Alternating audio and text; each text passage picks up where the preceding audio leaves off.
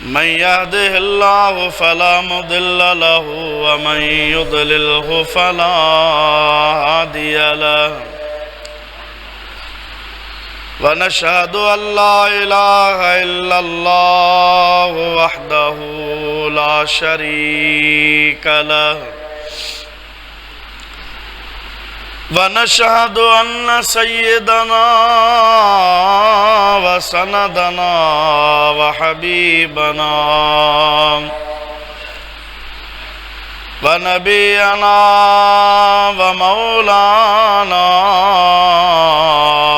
محمدا عبده ورسوله صلى الله تعالى عليه وعلى آله وأصحابه وأزواجه وأهل بيته وذرياته وأحبائه وعلماء أمته وصلحاء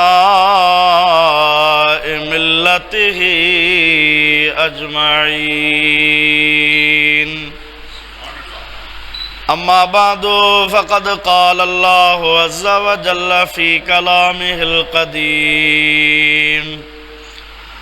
أعوذ بالله من الشيطان الرجيم بسم الله الرحمن الرحيم سبحان الذي يسرى بعبده ليلا من المسجد الحرام إلى المسجد الأقصى الذي باركنا حوله لنريه من آياتنا إنه هو السميع البصير صدق الله مولانا العظيم وبلغنا رسوله النبي الكريم الأمين ونحن على ذلك لمن الشاهدين والشاكرين والذاكرين والحمد لله رب العالمين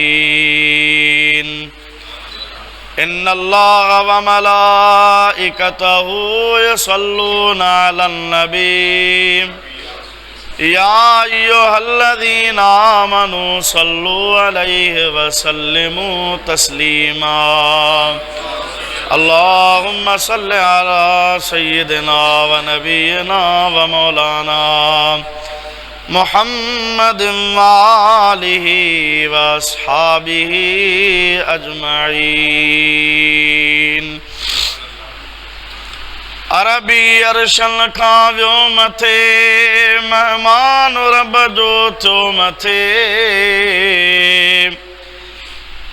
ایاں کو نہ پوتو بیو متھے بلغ العلا بکمالہ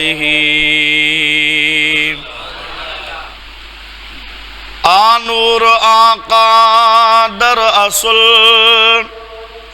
نوری سندن سارو نسل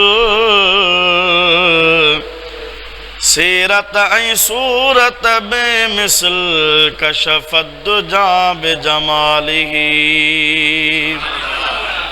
اوصاف انجے جو بیان کہڑو کرے عاجز زبان مالک آجائیں جو مدح خان حسنت جمیع خصالہ ادریس ان جو غلام آپ پڑھن دو درود و سلام ہی ورد صبح و شام صلو علیہ وآلہ सल्लल्लाहु अलैका या रसूल अल्लाह वसल्लम अलैका या हबीब अल्लाह सल्लल्लाहु अलैका या रसूल अल्लाह वसल्लम अलैका या हबीब अल्लाह। हमदई सलात खां बाद वाजिबुल एहतराम सामीन इकराम, अल्लाह पाक जल्ल जलालहू अमन वालहू अज़्ज़ बुरहानहू जे पाक कलाम क़ुरान मजीद फ़ुरक़ान हमीद जी हिकड़ी आयत सगोरी तव्हांजे साम्हूं तिलावत कई आहे। क़ुरान पाक जी उन आयत सगोरी जी रोशनीअ में कुछ मारूज़ात तव्हांजी ख़िदमत में अर्ज़ करण जो इरादो आहे। अल्लाह पाक जल्ल शानहू पंहिंजे प्यारे महबूब सल्लल्लाहु अलैहि वसल्लम जे सदक़े ऐं तुफ़ैल मोना चीज़ के हक़ ऐं सच बयान करण जी तौफ़ीक़ अता फ़रमाए ऐं जेके मोहब्बत जूं ॻाल्हियूं ॿुधूं उन जे मथां अल्लाह सही अमल करण जी बि तौफ़ीक़ नसीब फ़रमाए। जुमातुल मुबारक जे बाबरकत दिहाड़े जे हिननि बाबरकत लम्हनि में अल्लाह सी जल्ल शानहू जी ज़ात बाबरकात इन मस्जिद शरीफ़ में मूंखे ऐं तव्हांखे हाज़िरी जी सआदत नसीब फ़रमाई आहे। काफ़ी ॾियारनि खां तव्हांजो हुकुम हो, पर जुमे जो ॾिहाड़ो आहे, मसरूफ़ियतूं हूंदियूं आहिनि जंहिंजे करे ताख़ीर थी। उन ताख़ीर जी माज़रत। तव्हां सभई माशाअल्लाह हज़रत रोज़े दणी रज़ी अल्लाहु अन्हु जी निस्बत जे करे ऐं सुल्तानुल वाइज़ीन शेर मुस्तफ़ा क़िबला मुफ्ती अब्दुर रहीम सिकंदरी रहमतुल्लाह अलैह जी निस्बत जे करे इहो मोहब्बत जो हिकिड़ो रिश्तो आहे जंहिंखे अल्लाह सी हमेशह क़ाइमु फ़रमाए।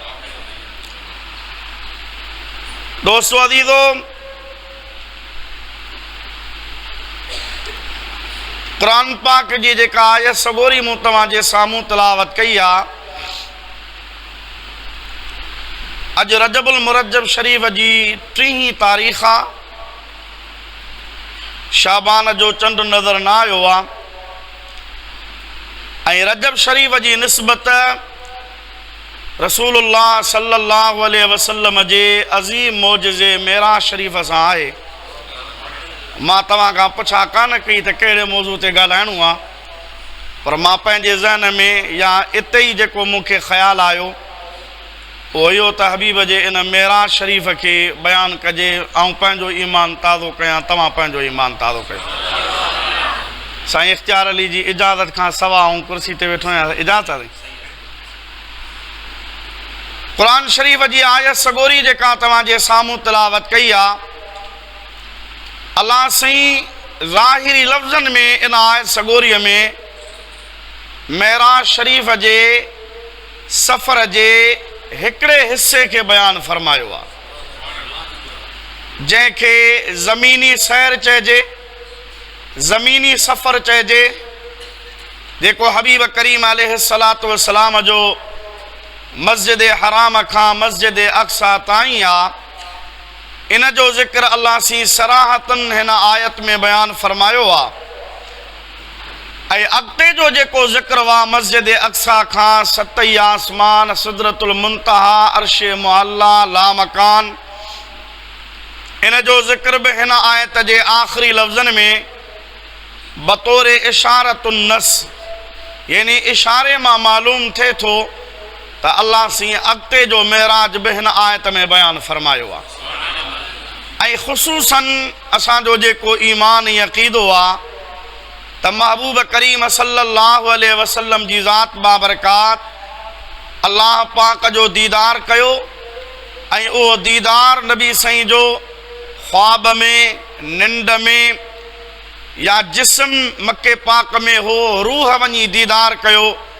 हज़रत रोज़े दणी रज़ी अल्लाह ताला अन्हु मलफूज़ा शरीफ़ में पाण फरमाइनि था त महबूब जो महराज हिकु त हक़ ऐं सचो आहे ऐं ॿियो त हबीब जो मुकम्मल महराज जिस्म ऐं रूह सां गॾु आहे।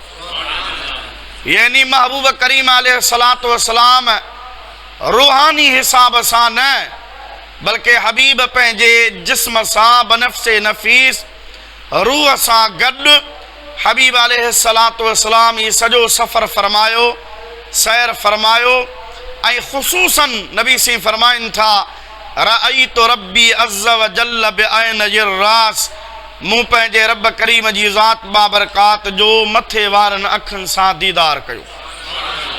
उन दीदार ऐं मुलाक़ात जो ज़िक्र बि अल्लाह सी हिन आयत जे पिछाड़ीअ में आख़िर में इशारतन अल्लाह सी उन जो ज़िक्र फरमायो आहे।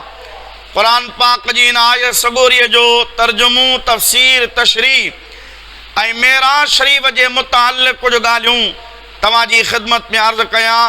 रब साईं शल महबूब जे सदके मुंहिंजी तव्हांजी हाज़िरी क़बूल फरमाए। अल्लाह सी मूंखे हक़ ऐं सच बयान करण जी तौफ़ीक़ अता फरमाए। जेके मोहब्बत जूं ॻाल्हियूं ॿुधूं उन जे मथां अल्लाह से अमल करण जी बि तौफ़ीक़ नसीब फरमाए।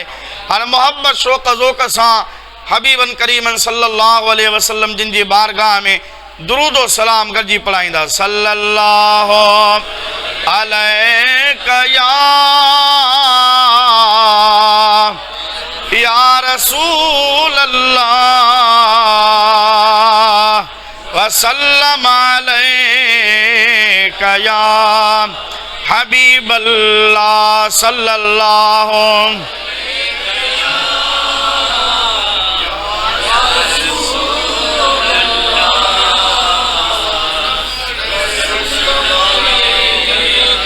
हिकिड़ो बिरो बुलंद आवाज़ सां सल्लल्लाहु अलैका या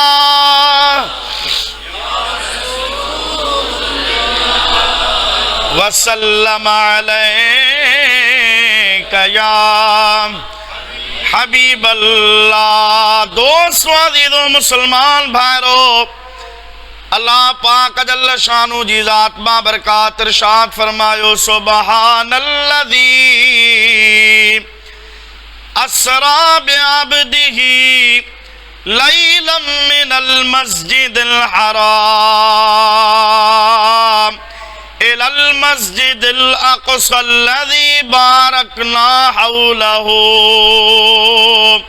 लिनुरियहू मिन आयातिना इन्नहू हुवस समीउल बसीर। अल्लाह ताला फरमायो सुबहानल्लज़ी अस्रा, पाक आवाज़ा जंहिं सैर करायो बिअब्दिही रात जे थोरड़े हिस्से में पंहिंजे ख़ासि बाने के लैलन रात जे थोरड़े हिस्से में मिनल मस्जिदिल हराम मस्जिद हराम यानी मक्के पाक वारी काबतुल्लाह शरीफ वारी मस्जिद मस्जिद हराम खां उन सैर जी इब्तिदा वा इलल मस्जिदिल अक़सा मस्जिद अक़सा ताईं अल्लज़ी बारकना हौलहू उहा मस्जिद अक़सा जंहिंजे चौधारी असां बरकतूं रखियूं लिनुरियहू मिन आयातिना त जियां असां पंहिंजे प्यारे महबूब खे पंहिंजूं निशानियूं ॾेखारियूं। इन्नहू वस्समीउल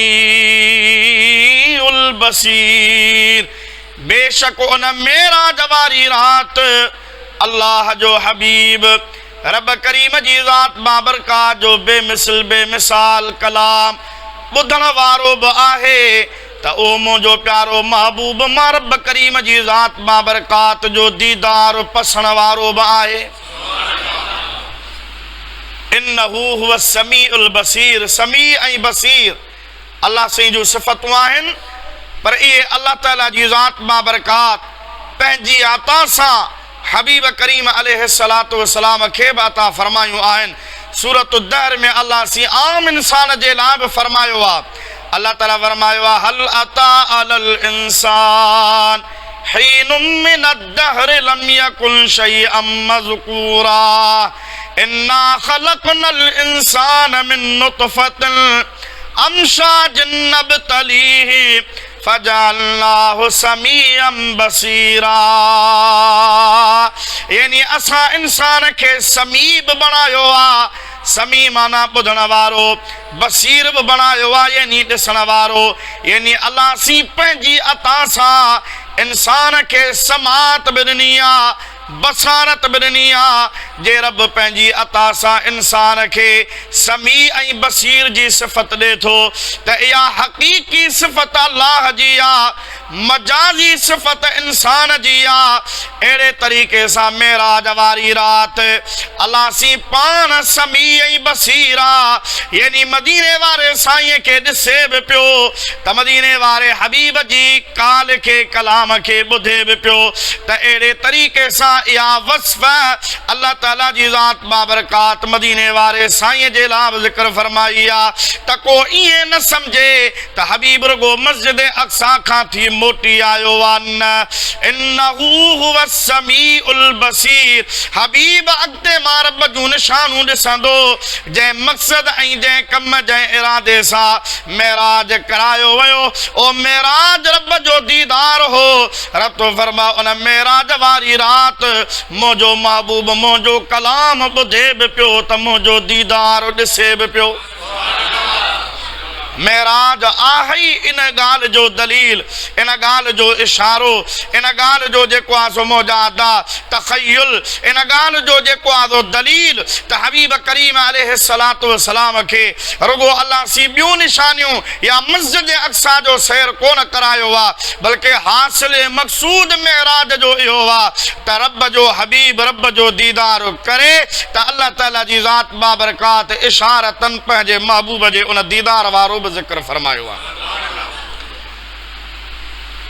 बेटा इसाब रहमतुल्लाह ताला अलैह फरमाईंदो आहे तुम बेरे जे तंद जी हुई अगे ई पचार कोड़े कीरत आया मांझी मणियादार जनगढ़ हूं बाहर गाइयो सारी सब जमार पर तोखे घोट घुराइयो खिलवत ले खंघार आओ मथा हूं मंगना चढ़ी दुर्दुआर अत्तहियातु लिल्लाहि वस्सलवातु वत्तय्यिबात ए परूरज पचार अस्सलाम अलैका अय्युहन नबियो खिली खीकार पोसयो सब संसारो त मुल्क ॾिनई मोहम्मद करीम खे।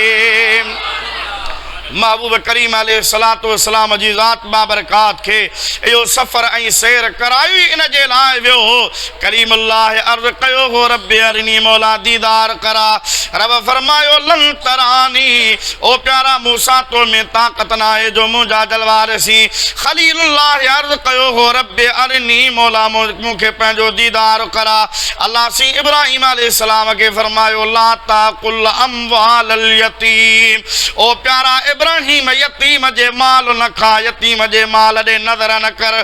खलीलुल्लाह अर्ज़ कयो मौला छा मक़सद आहे मां यतीम जे माल ॾे नज़र कीअं कई आहे। अल्लाह ताला जी ज़ात बाबरकात फरमायो इब्राहिम मुंहिंजो दीदार अमानत आहे उन यतीमनि जे यार अड़ियनि जे आधार अहमद मुख़्तार सल्लल्लाहु ताला अलैहि वसल्लम जे ज़ात बाबरकात जी इब्राहिम उन हबीब जी अमानत ॾे नज़र न कर बल्कि उन महबूब जी अमानत आहे। मुंहिंजो दीदार रुगो मुंहिंजो महबूब कंदो, ॿिए कंहिंखे ताक़त न आहे। वो इब्राहिम खलीलुल्लाह चयो हो ॻाल्हि खे मटाए रब्बि अरनी कैफ़ तुहयिल मौता या अल्लाह तू मूंखे ॾेखार त तू मौलनि खे जहिड़ो कीअं कंदो आहीं। पोइ अल्लाह ताला जी ज़ात बाबरकात हज़रत इब्राहिम खलीलुल्लाह खे इहा तसल्ली करे ॾेखारी त जीअं पखियुनि जे गोश्त खे कीमे थियण खां पोइ मां अल्लाह जहिड़ो करण ते क़ादिर आहियां अहिड़े तरीक़े सां इंसान खे बि मारे वरी उथारण ते मां रब क़ादिर आहियां। नबी रब जी बारगाह में अर्ज़ कंदा विया या अल्लाह दीदार करा, या अल्लाह दीदार करा। पर आमिना जो लाल दुआ नथो करे, आमिना जो लाल अर्ज़ इल्तिजाऊं नथो करे, आमिना जो लाल दरख्वास्त को नथो करे, आमिना जो लाल रब करीम जी बारगाह में तमन्ना ज़ाहिर को नथो करे। हबीब करीम अलैहिस्सलातु वस्सलाम पंहिंजे इरादे सां अची हज़रत अली साईं जी भेण हज़रत बीबी उम्मे हानी जे घर महबूब आरामी था थियनि ऐं अरशन तां रब फ़रिश्तनि जी ॼञ मोकिले महबूब खे पंहिंजे दीदार जे लाइ घुराए थो। रब करीम जी ज़ात बाबरकात जी बारगाह में जिब्रील, अल्लाह जे हबीब जी बारगाह में जिब्रील, इज़राइल, मीकाईल, इसराफील, ये सब फरिश्ता 70,000 फरिश्तनि जी ॼञ पाण सां गॾु खणी महबूब करीम अलैहिस्सलातु वस्सलाम जी बारगाह में पहुची रब करीम जी ज़ात बाबरकात जो पैगाम अल्लाह जे हबीब जी बारगाह में पेश करे ऐं रब जे हबीब खे जिब्रील तो चवे इन्नल्लाह हश्ताक़ या रसूल अल्लाह, ओ अल्लाह जा रसूल रब तव्हां जे दीदार ला मुश्ताक़। अजीब ॻाल्हि आहे। हिकिड़े पासे नबी अर्ज़ कनि मौला दीदार करा, रब चवे लन तरानी, तव्हां में ताक़त कान्हे का। ऐं ॿिए पासे रब जो हबीब आरामी आहे, अल्लाह फरिश्ता मोकिले पैगाम पियो ॾे त वञो महबूब अलैहिस्सलातु वस्सलाम जी ज़ात बाबरकात खे वठी अचो ऐं हबीब खे वञी चओ त सोना महबूब रब पाण तुंहिंजे दीदार लाइ मुश्ताक़ आहे। हालांकि हुजणु ईअं खपे, रब चवे त महबूब खे वठी अचो त मुंहिंजो दीदार करे, पर हबीब अलैहिस्सलातु वस्सलाम जी ज़ात बाबरकात जो मक़ाम ऐं शान अल्लाह सी जी ज़ात बाबरकात दुनिया आगो ज़ाहिर करण जे लाइ रब करीम जी ज़ात बाबरकात हबीब खे इहो ताज पारायो आहे महराज जो। जेकॾहिं महबूब जी ज़िंदगी ॾे तव्हां नज़र कंदो त हबीब अलैहिस्सलातु वस्सलाम जी महराज शरीफ़ वक़्तु तक़रीबन 52 साल ज़िंदगी आहे। उम्र मुबारक हबीब जी ज़ाहिरी तौर ते 52 साल हुआ। उन्हनि मां हबीब जा जेके 40 साल कोई नबी सी ज़ाहिरी तरह ऐलान नबूत कोन फरमायो। ऐलान नबूत करण खां पोइ 12 साल हबीब मक्के पाक में रहा। मक्के जे माण्हुनि खे, कुरैशन खे, काफ़रनि खे, मुशरिकनि खे हबीब अलैहिस्सलातु वस्सलाम ईमान जी दावत तबलीग जी हबीब करीम अलैहिस्सलातु वस्सलाम ज़िम्मेदारी सर अंजाम ॾींदा रहिया। पर काफ़र सोचण लॻा हा माल हादर रसूल याकुल ताम व यमशी फिल अस्वाक, ही कहिड़ो रसूल आहे जेको बाज़ारुनि में घुमे बि थो, हले बि थो, खाए बि थो, पिए बि थो, शादियूं बि कयूं अथई, औलाद बि अथसि, हिन जूं घर वारियूं बि आहिनि। ही कहिड़ो नबी आहे, ही कहिड़ो रसूल आहे। हू नबी साईं खे पाण जहिड़ो तसवुर कंदा हा। हबीब अलैहिस्सलातु वस्सलाम खे चवंदा त महबूब असां जहिड़ो आहे, पर अल्लाह ताला जी ज़ात बाबरकात हबीब खे महराज ते घुराए मके जे काफ़रनि खे इन ॻाल्हि ते सोचण ते मजबूर कयो आहे त हबीब करीम अलैहिस्सलातु वस्सलाम जी ज़ात बाबरकात आहे त ॿिए देश जो, पर असांजो वेस पाए असांजे देश में आयो आहे। महबूब आहे कंहिं ॿिए देश जो, पर असांजे देश जो भाग भलो जो हबीब असांजे देश जो वेस पाए असांजे देश में तशरीफ़ फरमा थिया। न त महबूब करीम अलैहिस्सलात कंहिं मोहब्बत वारे चयो आहे हबीब करीम अलैहिस्सलातु वस्सलाम मेराज वारी राति जन्नत ॾिठी, जे महबूब जन्नत में रही पए हा त मर्ज़ी जो मालिक हो। इदरीस अलैहिस्सलाम दोस्ती रखी मलकुल मौत सां, ऐं इहो बाक़ाइदे मुस्तनद हदीस जे हवालनि में इहो वाक़ियो आहे। ऐं इदरीस अलैहिस्सलाम जी इहा ख़ुसूसियत आहे। इदरीस अलैहिस्सलाम मलकुल मौत सां दोस्ती रखी, कचहरी थींदी हुई, मुलाक़ात थींदी हुई। मलकुल मौत खे थी यार जॾहिं न मुंहिंजो मौत अचे त 2 टे ॾींहं अॻु में मूंखे ॿुधाइजां बि, ऐं हिकिड़ी मूं ते महिरबानी कजां, मूंखे भला जन्नत जो सैर त करा, मां ॾिसां जन्नत कीअं आहे, जहन्नम बि ॾेखार, ऐं मुंहिंजे मरण खां पहिरियां माना वफ़ात खां पहिरियां मूंखे हिकिड़ो भेरो मुंहिंजो रूह कब्ज़ कर त मां जीअं ॾिसां त मौत जो ज़ाइक़ो कीअं आहे। अल्लाह सी जी ज़ात बाबरकात पंहिंजे नबीअ जे इन आरज़ू ऐं तमन्ना खे पूरो फरमायो। मलकुल मौत अल्लाह पाक जी इजाज़त सां हज़रत इदरीस अलैहिस्सलाम जो रूह कब्ज़ कयो रूह कब्ज़ करण खां पोइ वरी रूह वापसि जिस्म में विझी छॾी। हाणे जी मूंखे जहन्नम ॾेखार। इदरीस अलैहिस्सलाम खे मलकुल मौत जहन्नम जो सैर करायो, ॾेखारी अहिड़ा हिननि गुनाहगारनि खे हीअ अज़ाब पियो थिए, हीअ अज़ाब पियो थिए, हीअ तबिको आहे, हीअ तबिको आहे। चवण जन्नत ॾेखार। वरी जन्नत में वठी वियुसि। इदरीस अलैहिस्सलाम मलकुल मौत खे चयो, काफ़ी देर उते रहिया। मलकुल मौत चयो त हाणे हलूं साईं वापसि दुनिया ते। इदरीस अलैहिस्सलाम फरमायो न, वापसि कोन हलंदुसि। चई छो? जे अल्लाह सीं जा टे वाइदा ऐं उहे टई वाइदा रब करीम जी ज़ात बाबरकात मूंखां पूरा कराया आहिनि। हिकिड़ो वाइदो आहे कुल्लु नफ्सिन ज़ाइक़तुल मौत, हर साह वारी शइ खे मौत जो ज़ाइक़ो चखणो आहे। ओ मौत जो ज़ाइक़ो मूं चखे छॾियो। ॿियो वाइदो आहे व इन मिनकुम इल्ला वारिदुहा कान अला रब्बिका हतमम मक़दिया, तव्हां मां हर कंहिंखे जहन्नम तां गुज़रणो पवंदो ऐं जहन्नम तां गुज़री बि आयो आहियां। टियों वाइदो आहे अल्लाह ताला फरमायो आहे इन्नल्लज़ीना आमनू व अमिलुस्सालिहात कानत लहुम जन्नातुल फिरदौस नुज़ुला खालिदीन फीहा ला यबगूना अन्हा हिवला। ईमान ऐं नेक अमल करण वारा जन्नत में हमेशा रहंदा।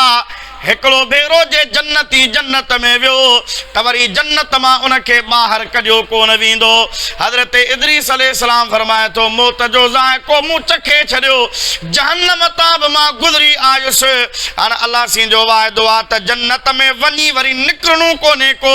हाणे मां जन्नत में अची चुको आहियां त हाणे ॿाहिरि मां कोन निकिरंदुसि। वञी रब खे वञी चओ। हबीब जी हदीस पाक आहे, नबी सीं फरमाइनि था इदरीस अलैहिस्सलाम अॼु बि ज़िंदा आहे ऐं जन्नत में रहे थो। महबूब जॾहिं मेराज वारी राति अल्लाह जो दीदार करण विया त इदरीस अलैहिस्सलाम चौथे आसमान ते बि हबीब जो इस्तक़बाल बि कयो हो। जे इदरीस जन्नत में रहे, इलियास अलैहिस्सलाम बि जन्नत में आहे। हज़रत ख्वाजा खज़र खे अल्लाह ताला जी ज़ात बाबरकात अहिड़ी हयाती ॾेई छॾी आहे जो क़यामत खां अॻु में हुनखे मौत कोन ईंदो। जेसि ताईं क़यामत ताईं हिकिड़ो बि इंसान मौजूदु आहे त खज़र अलैहिस्सलाम खे अल्लाह से हयाती ॾेई छॾी आहे। जे महबूब बि ॿिए कंहिं वेस खे देस खे महबूब इख़्तियार कनि हा त करे पिए सघिया, पर उम्मत जो रखवाल नबी, उम्मत जो मुहिब नबी, उम्मत जो सहारो नबी, उम्मत के बेसहारो छॾे महबूब जन्नती ताम ऐं मज़ा वापराइण जे लाइ महबूब उते रहिया कोन, बल्कि उम्मत के बख़्शिराइण जे लाइ आमिना जो लाल वरी लही आयो आहे। या हबीब जी उम्मत सां मोहब्बत आहे।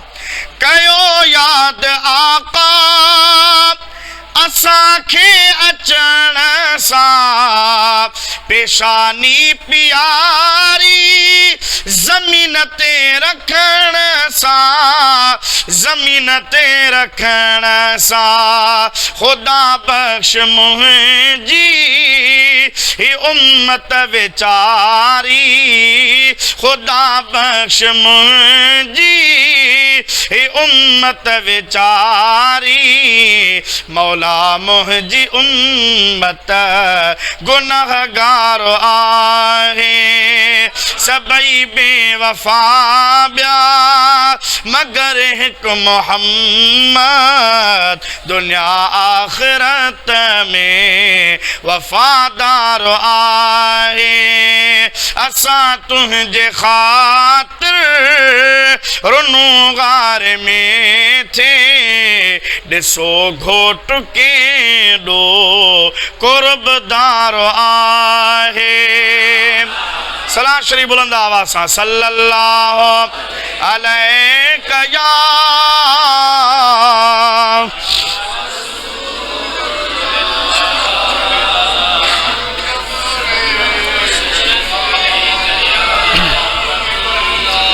अञा हिकिड़ो भेरो बुलंद आवाज़ सां सल्लल्लाहु अलैहि या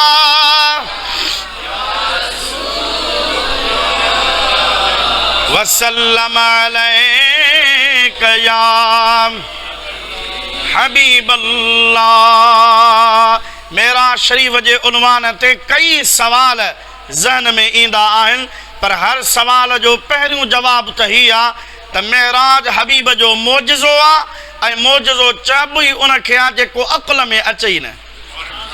जेकॾहिं अक़ुल में अची वञे त उनखे मोजिज़ो न चइबो आहे। चंड ॿ टुकर थी वरी मिलियो कीअं?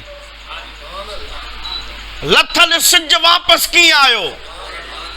हबीब हलन त मके में नबी करीम अलैहिस्सलातु वस्सलाम ते पत्थर बि हबीब ते सलातूं पढ़नि।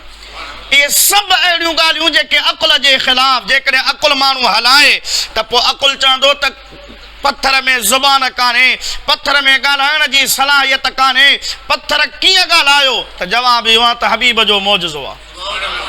चंड ॿ टुकर थी दुनिया ते आयो, दुनिया ते कीअं लथो, दुनिया ते कीअं आयो? भला जेकॾहिं मिलियो लथो हेठि ॿ टुकड़ा थियो, ॿिनि टुकड़नि थियण खां पोइ वापसि कीअं मिलियो? इन जो बि जवाब इहो आहे त मोजिज़ो चइबो ई उनखे आहे जेको अक़ुल जे ख़िलाफ़ हुजे। जेकॾहिं अक़ुल में सम्झ में ॻाल्हि अचे त उनखे मोजिज़ो कोन चइबो आहे। मेराज हबीब जो मोजिज़ो आहे। पर कई अहिड़ा सवाल जिन जा आशिक़नि मुहबत वारनि आलमनि जवाब बि ॾिना आहिनि। मिसाल जे तौर ते जेकॾहिं मेराज हबीब अलैहिस्सलातु वस्सलाम खे रब जो दीदार आहे, सवाल इहो थो थिए त पोइ महबूब खे रब दीदार इते ई कराए छॾे हा? दीदार इते ई कराए छॾे हा? हबीब मके में हुजे हा? रब करीम जी ज़ात मां बरकात पर्दा हटाए हा? अल्लाह ताला जी ज़ात मां बरकात हबीब खे मेराज कराए, महबूब खे इते ई दीदार कराए हा? इन जो जवाब क़ुरान पाक में आहे। कलीमुल्लाह रब खे अर्ज़ कयो, रब्बि अरनी, मौला दीदार करा। अल्लाह ताला फरमायो लन तरानी, ओ प्यारा मूसा तो में ताकत ना है। मूसा अलैहिस्सलाम अर्ज़ कयो मौला दीदार करा, मूंखां इम्तिहान वठ, मता मां तुंहिंजा दलवा थी बर्दाश्त करे वञा। अल्लाह ताला जी ज़ात मां बरकात फरमायो मूसा जेकॾहिं ईअं थो चाहीं त पोइ ठीकु आहे, तूं 40 ॾींहं 40 रातियूं पंहिंजा रोज़ा रखी नमाज़ूं पढ़ी इबादत करे कोहे तूर ते अचजा। मां रब करीम जी ज़ात मां बरकात पंहिंजी सिफ़ाती तजल्ली जबल तूर ते नाज़िल कंदुसि। हज़रत क़िबला मुफ्ती अब्दुर रहीम सिकंदरी रहमतुल्लाह अलैह फरमाईंदा हुआ ऐं आलमनि पंहिंजे किताबनि में बि लिखियो हुआ त सुईअ जो पाखोणो जंहिंमां धागो मटाइबो आहे, इन जो किरोड़हूं हिसो, यानी इन एतिरो नूर, उहो बि हक़ीक़ी न सिफ़ाती, उनखे बि किरोड़ हिसनि में विरहायो वियो। किरोड़ हिसनि मां 99,99,999 हिस्सा अल्लाह सी पाण वटि रखिया, हिकिड़ो हिस्सो अल्लाह सी जबल ते नाज़िल फरमायो। कुरान थो चवे फलम्मा तजल्ला रब्बुहु लिल जबल जअलहु दक्कम व खर्र मूसा सइक़ा। हज़रत कलीमुल्लाह जे लाइ रब करीम उहा तजल्ली नाज़िल फरमाई जबल ते, जीअं कोहे तूर ते उहा सिफ़ाती किरोड़हूं हिसो तजल्लीअ जो नाज़िल थियो। जअलहु दक्का, त उहो जबल सड़ी सुरमूं थी वियो। व खर्र मूसा सइक़ा, जबल तां थी मूसा जे अखियुनि में आई, मूसा अलैहिस्सलाम बेहोश थी पियो। यानी जबल बि बर्दाश्त न करे सघियो, कलीमुल्लाह बि बर्दाश्त कोन करे सघियो। रब करीम जी ज़ात मां बरकात फरमायो हबीब तोखे सिफ़ाती तजल्ली न, तोखे बेपर्दा थी मां रब पंहिंजो दीदार कराया।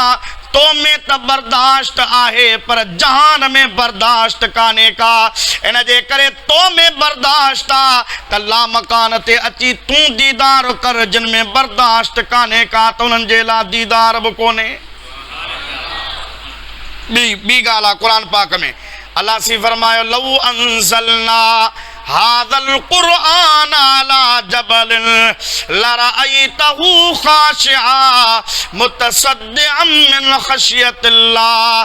जेकॾहिं असां क़ुरान पाक खे कंहिं जबल ते नाज़िल कयूं हा, जबल ज़र्रा ज़र्रा थी वञे हा, जबल टुकड़ा टुकड़ा थी वञे हा रब जे ख़ौफ़ सां, छो त क़ुरान अल्लाह जी वस्फ़ ऐं सिफ़त आहे, रब करीम जी तजल्लीअ जो मरकज़ आहे। जेकॾहिं उहा तजल्ली जबल जे मथा अचे जबल ज़र्रा ज़र्रा थी वञे ऐं जेकॾहिं रब करीम पैदा जलवा हिन दुनिया ते अल्लाह सी बिना पर्दे जे नाज़िल फरमाए त दुनिया बि ख़त्म थी वञे। अल्लाह ताला फरमाए थो महबूब ओ ई क़ुरान जे तुंहिंजे दिल में नाज़िल थियो त तुंहिंजे दिल खे तकलीफ़ कान थी व वदाना अन्का विज़रक अल्लज़ी अलक़द ज़हरक व रफ़अना लक ज़िक्रक। बल्कि जीअं तो ते क़ुरान नाज़िल थियो आहे तीअं तुंहिंजो सीनो अञा वधीक कुशादो थियो आहे। जेका दिल क़ुरान जो नूर बर्दाश्त करे सघे थी उहा मुंहिंजी तजल्ली मुंहिंजो दीदार बि बर्दाश्त करे सघे थी। इन जे करे ॿियनि शयुनि में बर्दाश्त कान्हे का जंहिंमें बर्दाश्त आहे त हुन यार खे लामकान ते घुराए दीदार कराया। बे कंहिं में सापई कान हुई, बे कंहिं में तमन बर्दाश्ती कान हुई। रब करीम जी ज़ात बाबरकात इन जे लाइ हबीब खे आसमाननि जो सैर करायो, लामकान जो सैर करायो। ऐं नंबर 2 जेकॾहिं हबीब खे इते ई दीदार थिए हा दुनिया वारा चवनि हा कलीमुल्लाह खे बि कोहे तूर ते कलाम जी सआदत थी, हबीबुल्लाह खे बि मके में रब जो दीदार थियो। ॿिन्ही में फ़र्क़ु कहिड़ो? ऐं इब्राहिम जे लाइ रब फरमायो आहे कज़ालिक इब्राहिम मलकूत समावात वल अर्द। असां ज़मीनुनि ऐं आसमाननि जूं बादशाहियूं ख़लीलुल्लाह खे ॾेखारियूं। जे ख़लीलुल्लाह खे रब बादशाहियूं ॾेखारे हबीबुल्लाह खे बादशाहियूं न ॾेखारे तंहिंजो मतिलबु इहो आहे त ख़लीलुल्लाह जो शान मथे आहे, हबीबुल्लाह जो शान हेठि आहे। अल्लाह ताला फरमायो हबीब दीदार बि कर ऐं पंहिंजूं निशानियूं जेके मां रब करीम ठाहियूं आहिनि कुदरतूं उन्हनि कुदरतुनि जो मज़हर बि ॾिस त दुनिया वारनि खे ख़बर पवे त जंहिंजे लाइ जहान ठाहियो अथम उनखे ॾेखारियो बि अथम। आला हज़रत ने फरमायो आहे ज़मीनो ज़मा तुम्हारे लिए मकीनो मकान तुम्हारे लिए। ज़मीनो ज़मा तुम्हारे लिए मकीनो मकान तुम्हारे लिए चुनीनो चुना तुम्हारे लिए बने दो जहां तुम्हारे लिए। जेकॾहिं कंहिं माण्हूअ जे लाइ तव्हां का शइ ठारायो, कंहिं माण्हूअ जे लाइ जेकॾहिं का जॻह तव्हां ठारायो, को तोहफ़ो ठारायो, तव्हां या उन ताईं पहुचाईंदा आहियो या उनखे घुराए उहा शइ जेको आहे ॾेखारींदा आहियो से असां तुंहिंजे लाइ करे ई महिनत कई आहे, तुंहिंजे लाइ करे असां जेको आहे इहा तकलीफ़ कई आहे। अल्लाह ताला जी ज़ात बाबरकात जहान महबूब जे लाइ ठाराया। क़ुलिल्लाहुम्मा मालिकल मुल्क तूतिल मुल्क मन तशा व तंज़िउल मुल्क मिम्मन तशा व तुइज़्ज़ु मन तशा व तुज़िल्लु मन तशा बियदिकल खैरु इन्नका अला कुल्लि शैइन क़दीर। अल्लाहुम्मा अल्लाह मालिकल मुल्क। अल मुल्क माना सॼी बादशाही, उन सॼी बादशाही जो हक़ीक़ी मालिक अल्लाह हुआ। अदा केरा चओ केरा? पर अल्लाह सी फरमाए तो तूतिल मुल्क मन तशा, उहाई बादशाही जंहिंजो मालिक रब आहे। पर उहाई बादशाही जे मौला तूं कंहिंखे ॾी त ॾेई थो सघी, जे कंहिंखे ॾी त ॾेई थो सघी। हाणे अल मुल्क में इते को हिकिड़ो ख़ासि मुल्क कोन्हे को, या रुगो हीअ दुनिया कोन्हे, बल्कि अल मुल्क जो मतलब ही रब्बुल आलमीन। जिते जिते रब करीम जी ज़ात बाबरकात जी रबूबियत आहे उते अल्लाह जी बादशाही आहे। सतनी ज़मीनुनि ते सतनी आसमाननि ते सिज ते चंड ते तारनि ते मौजादा हर मखलूक ते अल्लाह जी बादशाही आहे। रब फरमाए तो दुआ कना कयो अल्लाहुम्मा या अल्लाह मालिकल मुल्क, हिन हक़ीक़ी बादशाही जो मालिक तूं आहे। तो तिल मुल्क मन तशा, इहाई बादशाही कंहिंखे ॾींहुं त ॾेई थो सघी, हा ॾिनई सुलेमान खे, पर उहा रुगो दुनिया ताईं आहे। ॾिनई हज़रत ख्वाजा जेको आहे हज़रत सिकंदर ज़ुल्करनैन हिन खे, पर उहा बि रुए ज़मीन जी बादशाही आहे। काफ़िर खे बि ॾिनई, मुंहिंजा दोस्त अज़ीज़ मुस्लमान भाउ, नमरूद बादशाह हुआ, पर ओ रुगो हिन पूरी दुनिया जो बादशाह हुआ। आसमान ते बादशाही कान्हे, छहनि ज़मीनुनि ते हुनजी बादशाही कान्हे। मुंहिंजा दोस्त अज़ीज़ मुस्लमान भाउ, रब करीम जी ज़ात मां बरकात कंहिंखे मुल्क जो बादशाह कयो आहे, कंहिंखे इलाइक़े जो बादशाह कयो आहे, कंहिंखे दुनिया जो बादशाह कयो आहे। जिब्रील सरदार आहे, पर गो फरिश्तनि जो सरदार आहे। हज़रत मुजादा कलीमुल्लाह, हज़रत मूसा नबीना अलैहिस्सलाम या मुजादा ॿिया नबी आहिनि, उहे पंहिंजे पंहिंजे इलाइक़े में हुननि जी नबूवत ऐं रिसालत आहे। हर को माण्हू पंहिंजी क़ौम कबीले पंहिंजे जिन्स जो सरदार हूंदो आहे। मुहम्मदुल सय्यदुल कौनैन वस्सक़लैन वल फरीक़ैन मिन अरबिन व मिन अजमी। मोहम्मद करीम ॿिन्ही जहाननि जो सरदार आहे। ॿिन्ही जहाननि में इंसाननि जो बि सरदार आहे त जिन्ननि जो बि सरदार आहे। पर इंसाननि में अरबनि जो बि सरदार आहे त अजमनि जो बि सरदार आहे। हबीब करीम अलैहिस्सलातु वस्सलाम फरमाईंदा आहिनि, अना सय्यदु वुल्द आदम यौमल क़ियामत वला फ़ख्र। आदम जी जेका बि औलाद आई आहे, क़यामत ताईं ईंदड़ औलाद जो अकेलो मां मोहम्मद करीम सरदार आहियां। रब क़ुरान में चवंदो आहे, वमा अरसलनाका इल्ला रहमतल लिल आलमीन। हबीब असां तोखे सभिनी जहाननि जे लाइ रहमत बणाए मोकिलियो आहे। जेको सभिनी जहाननि जे लाइ रहमत आहे, अल्लाह पंहिंजी बादशाही पंहिंजी अता सां उन मोहम्मद करीम जे हवाले करे छॾी आहे। विदाई सां फरमाईंदो आहे, जोड़े जोड़ जहान जी जॾहिं जोड़ियाई, खावंद ख़ासो ख़ल्क़े मोहम्मद मुकाई। कलमो तह करीम ते चिटो चायाई, अन मौला कव अंत महबूबे ईअं उताई। पोइ ॾिखी ॾिनाई ॿई सराऊं सैयद खे। यानी यो तो अज़ल में फैसलो हो।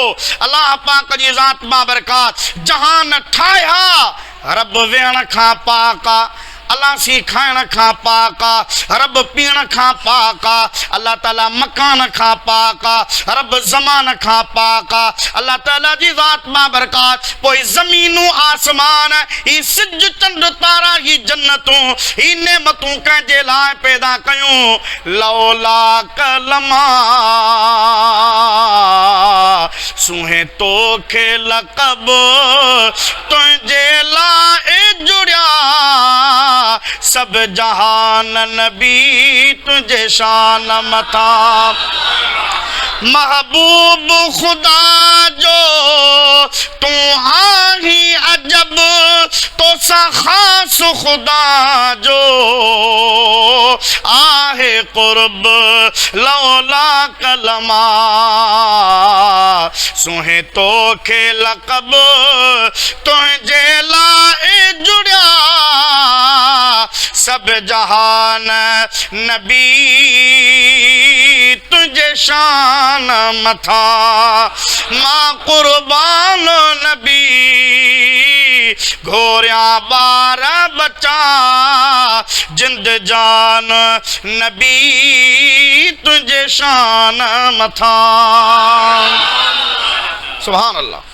अल्लाह जी ज़ात मां बरकात ही जहान ठाहे, वरी मेराज वारी रात मुस्तफ़ा के मिल्कियत ॾेखारी पंहिंजी त महबूब मालिक आऊं आहियां, पर मां रब करीम जेको हक़ीक़ी मालिक आहियां उहा मालिकी मुंहिंजी आहे, पर मां हक़ीक़ी मालिक रब करीम इहा मिल्कियत तो मुस्तफ़ा जे हवाले कई आहे।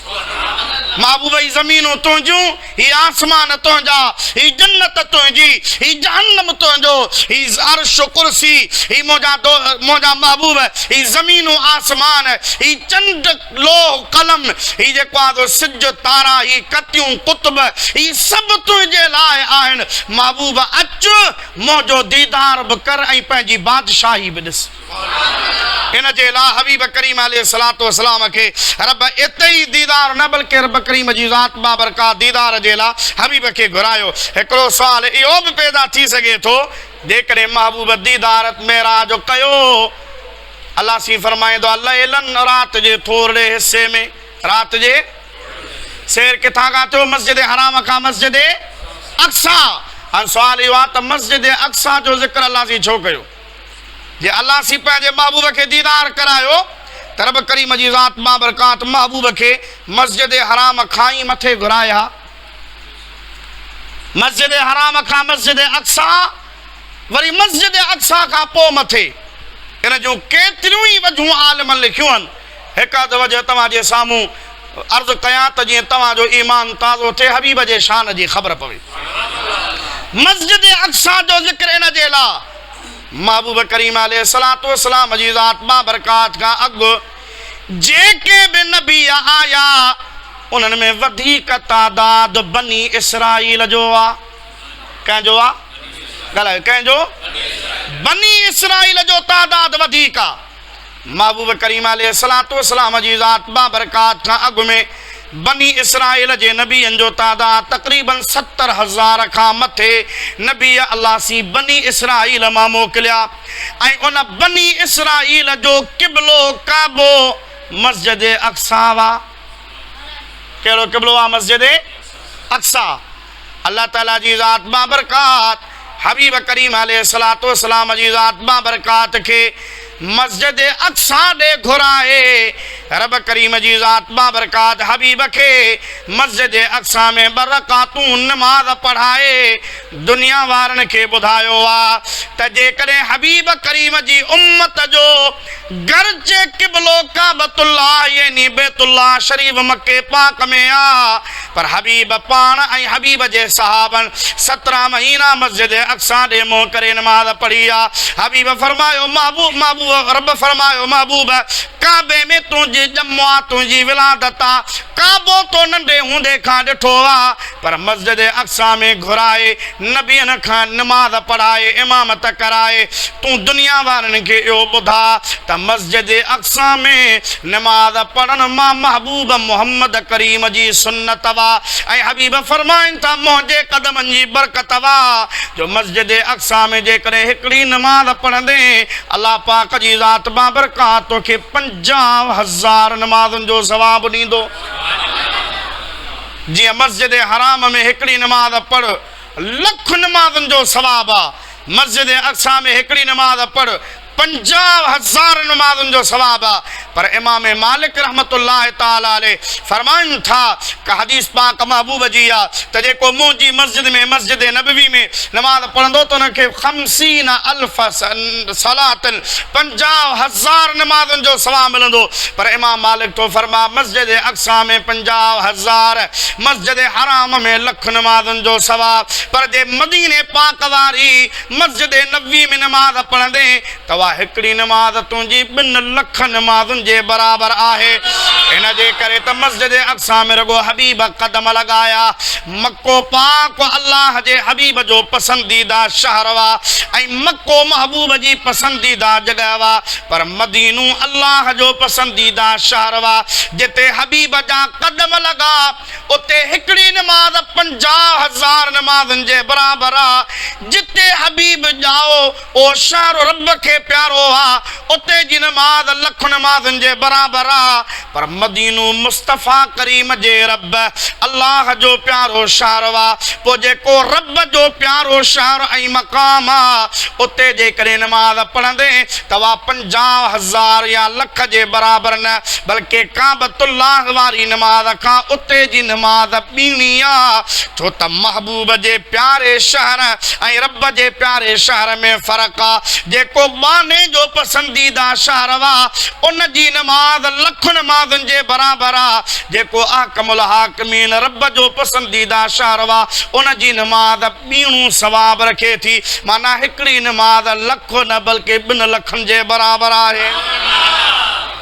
ला उक़्सिमु बिहाज़ल बलद व अंत हिल्लुम बिहाज़ल बलद। महबूब हिन शहर जो कसम आहे छाजे ला कसम खयो थई किन चयो मक्को किन चयो मदीनो पर इमाम अहमद रज़ा फरमाइन था न को मक्को न को मदीनो दुनिया जी हर उहा जा जिते हबीब जा कदम लगा रब तो फरमा महबूब इन शहर जो कसम खणाई इन जे करे तो त हिते तू हली घुमी फिरी तो यानी महबूब करीम अलैहिस्सलातु वस्सलाम जी ज़ात बाबरकात के अल्लाह ताला जी ज़ात बाबरकात मस्जिद अक्सा ॾेखारी आ त हबीब जेको नबीअनि जो क़िबलो वा और गो तू ॾिस न बल्कि उन्हनि जे क़िबले हुजण जी तस्दीक तू कर उते बीही हुननि खे नमाज़ पढ़ा त दुनिया खे ख़बर पवे त जेके नबी आया वे सचो हा ॿी वजह आलिमनि लिखी आहे महबूब पंहिंजी 52 साल ज़िंदगी में कॾहिं ज़ाहिरी तरह मस्जिद अक्सा जो सफ़र कोन कयो हो नबी से कॾहिं मस्जिद अक्सा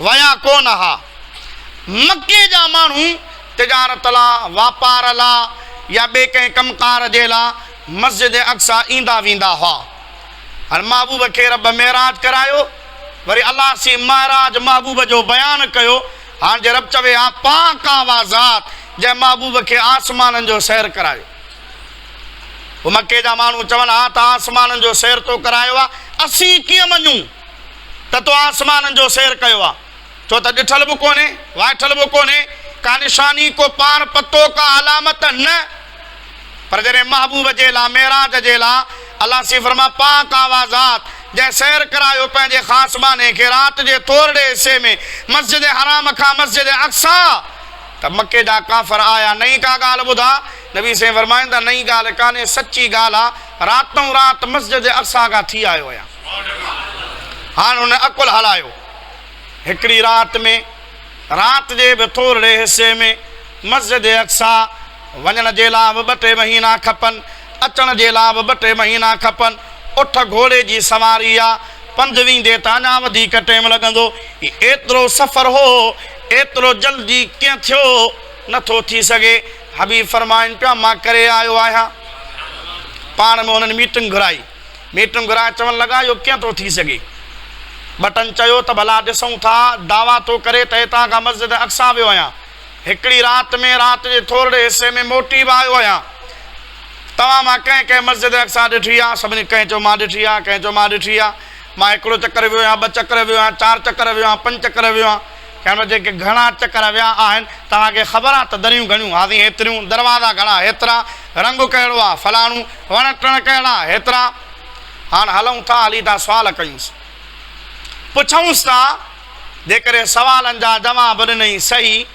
त तव्हांजी माना वाक़ई थी आयो आहे छो त अॻु में कॾहिं वियो कोन्हे अॻु में कॾहिं जेकॾहिं सवालनि जा जवाब सही ॾिनई त पोइ माना थी आयो आहे ऐं अल्लाह साईं अक्सा जो ज़िक्र इन जे करे कयो त जेकॾहिं इहो मञी विया त अॻिते वारो बि मञी वेंदा रुगो एतिरो त मञी न त मस्जिद अक्सा वियो आहे हाणे जेको 2 महीननि जो वञण जो पंधु आहे वरी मोटण जो 2 महीना 4-5 महीना अचण वञण खे लॻनि जेकॾहिं इन ॻाल्हि खे मञी विया त राति जे थोरे हिसे में थी ऐं मोटी आयो एतिरो मञूं त पोइ अॻिते बि मञींदा पर जे इहा ई सम्झ में न आई ॻाल्हि त पोइ अॻिते जो सैर त हूअं ई सम्झ में कोन ईंदो हाणे ॾिसो इते जे लाइ छा था कनि उहे काफ़िर हबीब ॾे आया बुखारी मुस्लिम शरीफ जी हदीस पाक हज़रत जाबिर बिन अब्दुल्लाह फरमाइनि था हबीब करीम अलैहिस्सलातु वस्सलाम फरमाईंदा जॾहिं मां ऐलान कयो त मां रातों राति मस्जिद अक्सा खां थी आयो आहियां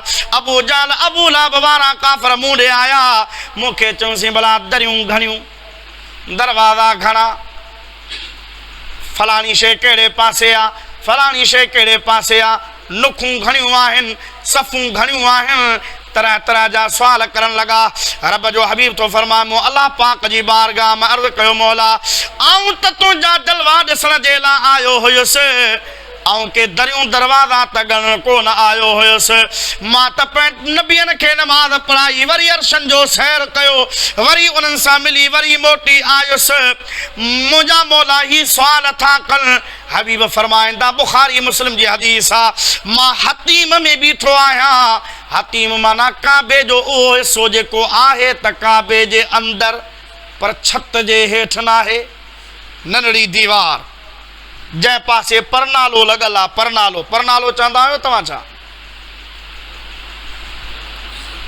जेको मींहं जे लाइ छा चवंदा आहियो नेसार नेसारो पर नालो ओ हतीम वारे पासे आहे ऐं हतीम काबतुल्लाह जे अंदरि हिसो आहे पर मके पाक जॾहिं काबतुल्लाह जी तामीर थी त तामीर वक़्तु एतिरो उन्हनि वटि फंड कोन हो जो उनखे शामिल करे सघनि जेकॾहिं शामिल पिया कनि त उन जी दीवार या छत जेको आहे रहिजी पई वञे पोइ उन्हनि उन हिसे खे ख़ाली छॾे ॾिनो हबीब करीम अलैहिस्सलातु वस्सलाम जी ज़ात बाबरकात जे ग़ुलाम हज़रत सैयदना हज़रत अब्दुल्लाह बिन ज़ुबैर रज़ी अल्लाहु अन्हु काबे जी तामीर कराई तॾहिं फंड जाम हो पर चई त महबूब जंहिं शइ खे छॾियो त मां उहा ठाराईंदुसि कोन मां बि उनखे उन ई हाल में छॾियां थो जंहिं हाल में मुस्तफ़ा जे ज़माने में हो पोइ अॼु ताईं उहो काबे जे हिसे में शामिल आहे पर उनजे मथां छत कान्हे का दीवार बि उनजी मथे कान्हे का कई हाजी उमिरि वारा तमन्ना कंदा आहिनि त उन में अंदरि नफ़ल पढ़ूं उते दुआ करूं हबीब फरमा जंहिं उते नमाज़ पढ़ी उन जन काबतुल्लाह जे अंदरि नमाज़ पढ़ी महबूब करीम अलैहिस्सलातु वस्सलाम जी ज़ात बाबरकात फरमाईंदा उन हतीम में मां मोहम्मद बीठो हुजां पोइ मुंहिंजे मथां बैतुल मक़दस ज़ाहिर थियो हाणे कीअं थियो या त बसि हबीब उते बीठो आहे उते ई बीठे मुस्तफ़ा पियो ॾिसे या बैतुल मक़दस पाण उॾरी हबीब जे ख़िदमत में अची पहुतो या जिब्रील चकी पटे हबीब जे अॻियां अची बैतुल मक़दस रखियो जेका बि ॻाल्हि चइजे हबीब खां परे चओ हबीब खां परे नजाशी बादशाह गुज़ारे नजाश जेको आहे हबश में वियो पर महबूब फरमा मुंहिंजो ग़ुलाम मुंहिंजो अण ॾिठो सहाबी जे ॾिठो त कोन मूंखे पर मुंहिंजो दीदार कोन कई बिना दीदार जे मुंहिंजो मूं ते ईमान आंदई मुंहिंजे उम्मत में शामिल थियो हबश में गुज़ारे वियो आहे पर उथो त उन जी जनाज़े नमाज़ पढ़ूं साहबी चवंदा था वज़ू करे सफ़ूं ॿधियूं हबीब करीम अलैहिस्सलातु वस्सलाम उन जे नमाज़ जनाज़ा जे लाइ महबूब करीम अलैहिस्सलातु वस्सलाम बीठा केतिरनि ई आलिमनि मुफ़स्सिरनि मुहद्दिसनि लिखियो आहे त हबीब जे लाइ उहो जनाज़ो ग़ाइब कोन हो चओ महबूब जे लाइ उहो जनाज़ो ग़ाइब जिब्रील खे रब हुकुम फरमायो जिब्रील जीव जेके बि हेठायूं मथायूं वण टिण जबल ए सभई पंहिंजो पर हण हेठि थी वञनि रुगो मुस्तफ़ा न ॾिसे बल्कि मुस्तफ़ा जा सहाबी बि नजाशीअ जो जनाज़ो बि ॾिसनि त जनाज़ो ॾिसी उन जी नमाज़ बि पढ़नि तो त नमाज़ जनाज़े जे लाइ शर्त आहे त दुआ वास्ते हाज़िर हिन मैयत जे ग़ाइब हिन मैयत जे न अणपूरी हिन मैयत जे न उहा जनाज़ो या जनाज़ मैयत जो अक्सर हिसो हाज़िर हुजे तॾहिं उन जी जनाज़े नमाज़ थींदी आहे पर जे मैयत ग़ाइब आहे साम्हूं कोन्हे का पोइ उन जे लाइ जनाज़ो कोन थींदो उन जे लाइ दुआ मग़फ़िरत थींदी उन जे लाइ ख़तम शरीफ़ पढ़बो उन जे लाइ दुआ घुरबी जनाज़ो उन मैयत जो थींदो जेको साम्हूं हुजे ऐं हबीब जे अॻियां नजाशी जो जनाज़ो ग़ाइब कोन हो साम्हूं हो महबूब ॾिसंदा बि रहिया हबीब उन जो जनाज़ो पढ़ाईंदा बि रहिया अल्लाह जे हबीब फरमा हतीम में बीठो आहियां मुंहिंजे अॻियां बैतुल मक़दस ज़ाहिर थियो का काफ़िर पुछण पिया असीं दरियूं घणियूं उन्हनि खे त ॾिसण में कोन पियो अचे पर मां ॾिसां पियो घणे ॿुधायां पियो त हेतिरियूं दरवाज़ा घणा महबूब फरमाइनि पिया मां घणे उन्हनि खे ॿुधायां पियो त हेतिरा साईं सफ़ूं घणियूं महबूब घणे ॿुधाइनि पिया त सफ़ूं हेतिरियूं फलाणे पासे खां कहिड़ा वण नबी साईं फरमाइनि पिया मां जाती पाए ॾिसी हुनखे ॿुधायां पियो त हेतिरा जेको आहे वण फलाणे क़िस्म जा वण जेको सवाल कंदा वञनि मां जवाबु ॾींदो वञा हू चवण ते मजबूर थी विया त वाक़ई कॾहिं वियो त कोन्हे पर जवाब ईअं पियो ॾे ॼण त थी आयो आहे अलाह सी तरह फरमायो जेकॾहिं महीननि जो पंधु हिकिड़ी राति में मोहम्मद करे अचण ते क़ादिर वा इन ॻाल्हि खे मञो था लिनुरियहु मिन आयातिना हबीब इन्हनि खे ॿुधा रुगो अक्सा न बल्कि अक्सा हेठि रहिजी वई मां मोहम्मद सतई आसमान पार करे सिदरा खे हेठि छॾे अर्शे मुअल्ला उकरी लामकान ते वञी रब जो दीदार करे आयो आहियां 18 साल रुगो दीदार में गुज़रिया पंध ॿियो आहे अचण जो पंध ॿियो वञण जो पंध ॿियो अल्लामा अब्दुल हक मुहद्दिस दहलवी रहमतुल्लाह अलैह लिखियो आहे त हबीब मेराज वारी राति 3 लख सालनि जो पंध हिकिड़े सेकंड खां बि घटि में कयो आहे 3 लखनि सालनि जो पंधु। घणा साल? 3 लख साल हबीब करीम अलैहिस्सलाम कीअं मस्जिद हराम खां मस्जिद अक्सा ताईं जो पंधु आहे, पर मस्जिद अक्सा खां पहिरियों आसमान 500 साल जो पंधु। पहिरें आसमान खां जी थोल 500 साल जो पंधु, वरी पहिरें खां ॿियो आसमान, ॿिए आसमान जी थोल, वरी ॿिए खां टियों, टे खां चौथों, हर आसमान जी थोल 500 साल जी पंधु जो पंधु। नबी से फरमाइंदा सिदरा ते जिब्रील बीठो, पर मां मोहम्मद जो सफ़र अञा अॻिते। 70,000 नूरानी पर्दा, हिकिड़े पर्दे खां ॿिए पर्दे ताईं बि एतिरो पंधु जेतिरो ज़मीन खां आसमान ताईं। अहिड़ा 70,000 पर्दा। हबीब फरमाइनि पिया अर्श उकरम, अॻिते हिकिड़ी विख खणा त एतिरो पंधु पियो कयां जेतिरो ज़मीन खां अर्श ताईं करे आयो आहियां। नबी से फरमाइनि पिया उते मां ज़ागल बसरो वमा तग़ा, न अखियूं पंहिंजूं जेको आहे झपियमि, न अखियुनि खे जेको आहे ज़ोरीअ खोलियमि, बल्कि जीअं नार्मल माण्हू कंहिं शइ खे ॾिसे ईअं रब करीम जो दीदार 18 साल रातिनि जा मां मोहम्मद कंदो रहियुसि। दीदार मां न को मां थकुसि, न को मुंहिंजूं अखियूं थकियूं। हक़ ने फरमाया जलवे मेरे देख ले, मैं तुझे देख लूं, तू मुझे देख ले, और जो तुझे देख ले वो मुझे देख ले। देखने का मजा जिकी रात है। अल्लाह सी जी ज़ात बाबरका जे हबीब रब करीम जी ज़ात बाबरका जो दीदार कयो आ। मुस्तफ़ा करीम फरमाइन त मोटी आयुस, जंजीर भी हिलती रही और बिस्तर भी रहा गरम, एक ही पल में सरे अर्श गए आए मोहम्मद। मां वयुसि त वज़ू कयो हुअमि, वयुसि त उहो पाणी वयो पे, वापसि अचां त वज़ू वारो पाणी अञा हले पियो, दरवाज़े जो कड़ो अञा लुॾे पियो, सर्दी जी राति हुई, बिस्तरो अञा गरम लॻो पियो। मां मोहम्मद एॾो सैर करे मोटी बि आयुसि। अल्लाह सी फरमा सुबहान अल्लज़ी असरा, पाक आवा मां रब करीम जी ज़ात पंहिंजे पंहिंजे ख़ासि बाने खे राति जे थोरे हिस्से में सैर करायो मस्जिद हराम खां मस्जिद अक्सा ताईं। मस्जिद अक्सा जो ज़िक्र अल्लाह सी ने जे करे फरमायो त जीअं काफ़रनि खे ख़बर पवे, पतो पवे, उहे सुवाल कनि, मुंहिंजो महबूब जवाब ॾे त उन्हनि खे तसल्ली थिए। जे मस्जिद अक्सा ताईं पहुची सघे थो त हबीब अॻिते जो बि सैर करे सघे थो। मस्जिद अक्सा जो ज़िक्र छो? अल्लाह सी नबियनि खे वाइदो वरितो त नबियो मुंहिंजो महबूब अचे त ईमान आणिजो, हबीब अचे त मदद कजो।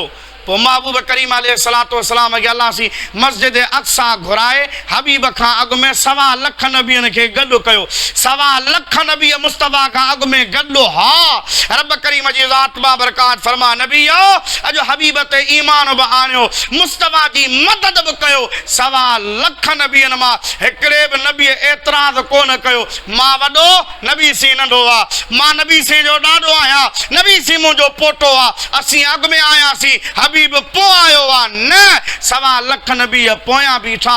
हबीब मुसल्ले ते बि उन्हनि खे नमाज़ बि पढ़ाए थो, ऐं हर नबी रब जी बारगाह में अर्ज़ थो करे मौला वॾा वड़ कई जो आमिना जे लाल जे पोयां बरकात नफ़ल नसीब कयूं थी। ऐं हबीब जे ख़त्म नबूवत जो ऐलान बि आहे। नबी से वटि हज़रत फारूक आज़म आयो, कुझु वर्क हुन वटि हा, हुज़ूर साईं खे ख़ुशि थींदो चीसी तौरात जा वर्क खणी आयो आहियां। महबूब ॾिठो, मिशका शरीफ़ जे हदीस पाक आहे, हबीब जो चहिरो मुबारक ॻाढ़ो थी वियो, कांवड़ जा आसार ज़ाहिर थिया।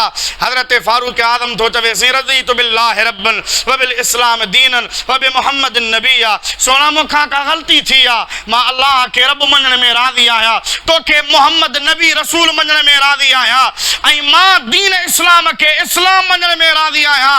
मूंखां का ग़लती थी जो महबूब तव्हां कांवड़ जो इज़हार पिया फरमायो। हबीब हबीब फरमायो उमर लौ कान मूसा हय्यन लत्तबानी तू तो तौरात जा वर्क खणी आयो आ मूंखे अची तो ॾेखारिया आहिनि पर यादि रखजां जेकॾहिं मूसा हयाती हुजे हा मां मोहम्मद जेकॾहिं अचां हा त मूसा वटि ॿी का घटी कान हुई उहो बि मूं ते कलमूं पढ़ी मुंहिंजी उम्मत में शामिल थिया ऐं तूं मूं वटि वरी तौरात जा वर्क खणी आयो आहे तूं मूं वटि छा तुंहिंजे लाइ क़ुर काफ़ी न आहे छा किताबुल्लाह काफ़ी न आहे छा मुंहिंजी नबूवत रिसालत तव्हांजे लाइ काफ़ी कान्हे माना अल्लाह पाक जी ज़ात बाबरकात नबियनि खे गॾु करे दुनिया वारनि खे ॿुधायो त ॿिया नबी पंहिंजे पंहिंजे वक़्त जा नबी आहे हीउ महबूब मोहम्मद करीम नबियनि जो बि नबी आहे ही नबियनि जो सरदार आहे ही नबियनि जो इमाम आहे ही नबियनि जो पेशवा आहे ही नबियनि जो अॻवान आहे इन जे करे अलाह सी मस्जिद अक्सा ऐं नंबर 3 मस्जिद अक्सा जे लाइ हबीब फरमायो आहे हीअ उहा जॻह आहे जिते क़यामत क़ाइमु थींदी माशर जो मैदान लॻंदो अलाह सी फरमा हबीब जिते तुंहिंजी उम्मत बीहे उन जॻह जो सैर तूं हींअर ई करे आ ओ महशर जो मैदान उहा हशर वारी जा ओ जेको क़यामत जिते क़ाइमु थिए महबूब उहा जॻह तूं पंहिंजे अखियुनि सां हींअर ज़ाहिरी तरह दुनिया मां ॾिसी आहे त पोइ तोखे उम्मत जे लाइ बख़्श जो सवाल करण में तोखे परेशानी कान थींदी ऐं चौथी ॻाल्हि हबीब करीम अलैहिस्सलातु वस्सलाम जे लाइ इहा दलील आहे बुखारी शरीफ़ में आहे ॿियनि हदीस जे किताबनि में आहे अबू सुफियान जॾहिं रूम जे बादशाह हिरकल वटि वियो हो उन हिरकल खे कई अहिड़ियूं ॻाल्हियूं ॿुधायूं जो चई त रूम जो बादशाह जे दिलि में नबी साईं जे लाइ नफ़रत पैदा कया हिकिड़ी ॻाल्हि कई उनजो रद्द थियो ॿी ॻाल्हि कई उनजो रद्द थियो टी ॻाल्हि कई उनजो रद्द थियो हिकिड़ी ॻाल्हि कई त हा ओ नबी ईअं थो चवे त आऊं राति मस्जिद अक्सा मां थी मोटी आयुसि चवे थो मूंखे मेराज थियो मूं आसमाननि जो सैर कयो मस्जिद अक्सा खां राति मोटी आयो आहियां त उते अञा हिरकल कोन ॻाल्हायो रूम जे बादशाह कोन ॻाल्हायो त उते बैतुल मक़दस जो जेको वॾो आबिद हो इबादत गुज़ार हो उहो उथी बीठो रूम जे बादशाह खे ॾिसी उहा राति मूंखे बि यादि आहे कीअं कि राति जो टाइम हो असीं मस्जिद अक्सा जा ख़िदमतगार आहियूं रोज़ असांजी इहा ड्यूटी हूंदी हुई सभई दरवाज़ा मस्जिद जा बंदि कंदा हुआसीं बंदि करे पोइ वञी आराम कंदा हुआसीं उन राति असां दरियूं बंदि कयूं दरवाज़ा बंदि कया पर जेको मेन विच वारो दरवाज़ो हो मां बंदि कयां बंदि न पियो थिए वरी ॿिए ॼणे खे सॾु कयुमि त भला तूं बि ज़ोर लॻा उन सां बि लॻा गॾिजी ज़ोर लॻायुमि पर दरवाज़ो बंदि न थियो जेके माण्हू बीठा सभिनी खे सॾु कयुमि अबा थोरो ज़ोर लॻायो त दरवाज़ो बंदि कयूं काफ़ी माण्हू हासीं ज़ोर लॻायोसीं पर असांखे ईअं पियो लॻे ॼण त असां कंहिं जबल खे पिया चोरियूं जे जबल चोरण सां चुरी कोन थो सघे ईअं उहो दरवाज़ो असां केॾो बि ज़ोर लॻायूं चुरई कोन पियो ॼण त असां जबल खे जेको आहे सेरे रहिया हुआसीं उहा राति दरवाज़ो खुलियो पियो हो असां वञी घर वञी सुतासीं सुबुह जो उथी मां अचां उहो दरवाज़ो त खुलियो पियो आहे पर जंहिं पत्थर सां नबीअ पंहिंजूं सवारियूं ॿधंदा हुआ उन पत्थर ते रसे जा निशान हुआ मां ॿियनि आबिदनि खे घुराए उन्हनि खे चयो हो अचो अचो तव्हांखे ॿुधायां त राति दरवाज़ो छो कोन पियो बंदि थिए उहे सभु माण्हू आया उन्हनि खे मां रसे जा निशान ॾेखारिया ताज़ा ताज़ा रसे जा निशान हुआ उन्हनि खे मां चयो अबा ॻाल्हि इहा हुई जेको तौरात में ज़बूर में इंजील में पढ़ियो होसीं हिकिड़ी राति थींदी जो आख़िरी नबी ईंदो हिते अची नबियनि खे नमाज़ पढ़ाए आसमाननि जो सैर करे मोटी वेंदो उहा राति रातो की हुई जो दरवाज़ो बि बंदि कोन पियो थिए ऐं रसीअ जा निशान मौजूदु आहिनि ही उहो पत्थर हुआ जिते उन मोहम्मद पंहिंजो बुराक ॿधो हूंदो उहे सभु आबिद इन ॻाल्हि जा गवाह आहिनि वाकई उहा हिकिड़ी राति हुई जंहिंजो आऊं पाण गवाह आहियां असां दरवाज़ो बंदि पिया कयूं पर बंदि कोन पियो थिए माना इंतज़ाम हो त इहो दरवाज़ो खुलियल हुजे नबी अचनि उहे नमाज़ पढ़नि मुस्तफ़ा अचे नबियनि जी इमामत कराए यानी अल्लाह सी जी ज़ात बाबरकात हबीब के मस्जिद अक्सा घुराए, रब करीम जी ज़ात बाबरकात पो घुरायो। ऐं मस्जिद अक्सा घुराइण जी ॿी आख़िरी वजह जेका आलिमनि लिखी आहे उहा इहा त हबीब जे मेराज जा तबक़ा, पहिरियों मस्जिद हराम खां मस्जिद अक्सा, ॿियो मस्जिद अक्सा खां पहिरियों आसमान, टियों पहिरें आसमान खां सतें आसमान, ऐं चौथों जेको आहे सतें आसमान खां पोइ सिदरतुल मुंतहा, वरी सिदरतुल मुंतहा खां वठी लामकान, वरी लामकान खां वठी अल्लाह जो दीदार। हबीब करीम अलैहिस्सलातु वस्सलाम फरमाइनि था मस्जिद हराम खां मस्जिद अक्सा ते मुंहिंजी सवारी ही बुराक, वरी मस्जिद अक्सा खां वठी पहिरें आसमान ते नूरानी ॾाकण हुई, पर उहा बि अहिड़ी जो पैर रखां त मूंखे हलण जी ज़रूरत कान बि थिए। वरी पहिरें आसमान खां वठी सतें आसमान ताईं जेके बि फ़रिश्ता हुआ उन्हनि पर विछाया, मां मोहम्मद उन्हनि जे परनि तां पियो वञा। वरी सतें आसमान खां सिदरतुल मुंतहा ताईं जिब्रील पंहिंजा 600 पर खोलिया, मां मोहम्मद उन्हनि ते सवार थी सिदरा पहुतुसि। सिदरा ते जिब्रील हथ बधा, मां ते कोन हलंदुसि, पर नबी से फरमाईंदा रफ़ रफ़ हिकिड़ो नूरानी तख़्तो ओ आयो, वेठुसि त उहो पाणे पाणे मथे पियो वञे लामकान ताईं या अर्श ताईं। ओ जेको आहे रफ़ रफ़ हलियो, अर्श ते रफ़ रफ़ बीठो। हबीब फरमाइनि पिया अॻिते मां मोहम्मद पाण पियो हलां। साईं तव्हांखे हलण में घणो टाइम लॻो, नबी साईं फरमाइनि पिया बुराक जी रफ़्तार हुई, पर बुराक खां मथे उन नूरानी सीढ़ीअ जी रफ़्तार, सीढ़ीअ खां मथे फ़रिश्तनि जे परनि जी रफ़्तार, फ़रिश्तनि जे परनि खां मथे जिब्रील जे पर जी रफ़्तार, जिब्रील जे पर खां मथे उन रफ़ रफ़ जी रफ़्तार, पर इन्हनि सभिनी खां मथे मां मोहम्मद जी हिकिड़ी विख हुई, जो बस हिकिड़ी विख पियो खणा, ईअं ॼण त मस्जिद अक्सा खां अर्श ताईं जो सफ़र हिकिड़ी विख में तय पियो करे सघां। मेराज की शब मालूम हुआ आलम को तेरी रफ़ात का पता है कदमों के नीचे अर्शे उला सुबहानल्लाह सुबहानल्लाह सुबहानल्लाह सुबहानल्लाह सुबह। जब मैंने सुनाई नाते नबी सुन हो गया नजदी, सुनते ही सुन्नी ने सुना, सुन कर ही कहा सुबहानल्लाह सुबहानल्लाह सुबहानल्लाह सुबहानल्लाह सुबहानल्लाह सुबहानल्लाह। इस सूरत नो में जाना खा जाना के जाने जहाना खा सच आखे ते रब दी मैं शाना खा जिसे शान तो शाना सब बनिया सुबहानल्लाह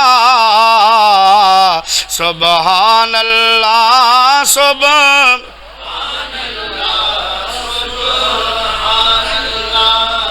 अज मेरा जत कई ताज धनिय त्यारिया, अज मेरा जत कई ताज धनिय त्यारिया, जेड़ो मुझो जाम पुनलुआ जेड़ो मुझो जाम पुनलुआ तेरी जन प्यारिया, अज मेरा जत कई ताज धनिय त्यारिया।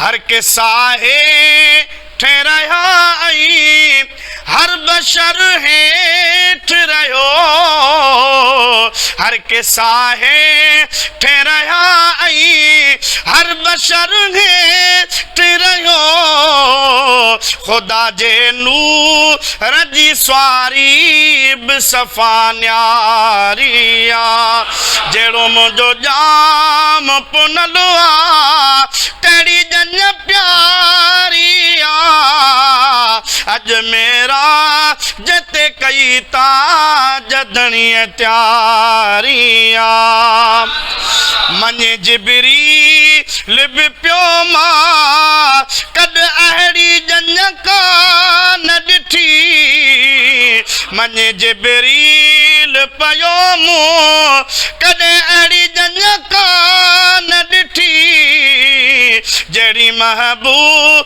बसानूरानी संगत सारिया जेड़ो मुझो जाम पुनलवा तेरी जन प्यारिया अज मेरा जत कई ता जदनी त्यारिया बुद्धि मेरा जजो मंजर छोथा चेड़ा कचड़ो बुद्धि मेरा जजो मंजर छोथा चेड़ा कचड़ो दुनिया रबिया के इहाडे हदनी त्यारिया जेड़ो मुझो जाम पुनलवा तेरी जन प्यारिया अज मेरा जत कई ता जधनी त्यारिया मिठे आवा रसा मोमिन चौ महेसर सा मिली मिठे आवा रसा मोमिन चौ महेसर सा मिली जिए लजपाल जय जो ही नंगर जारिया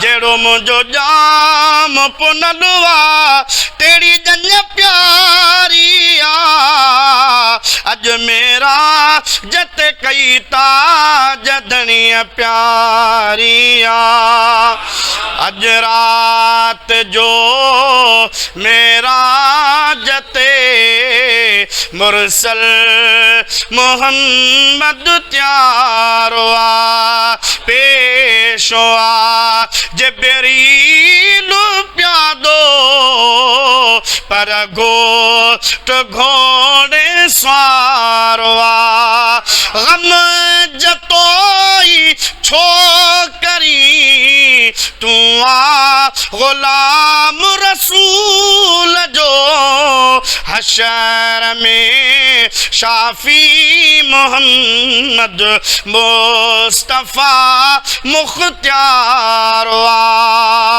मैं अजरात जो मेरा जते मुरसल मोहम्मद त्यारवा पेशो आ जिब्रील प्यादो पर घोट घोड़े स्वारवा अल्लाह फी तव्हां जी हाज़िरी